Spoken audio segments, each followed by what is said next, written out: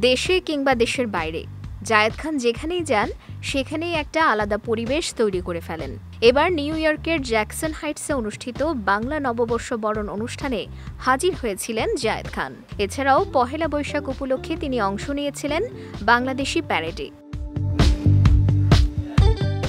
যুক্তরাষ্ট্রের বাংলাদেশ সোসাইটি আয়োজিত এই অনুষ্ঠানে অংশ নিয়ে প্রায় ঘণ্টাব্যাপী ট্রাকে করে র্যালি করেন জায়েদ।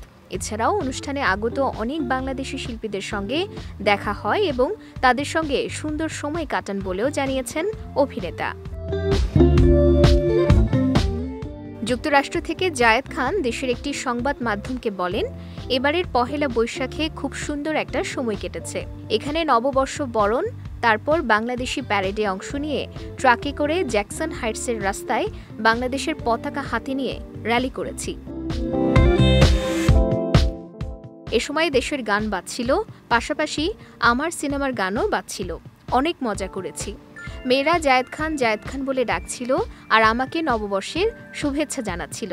কেউ কেউ আবার দিগবাজি দিতেও বলেছিল।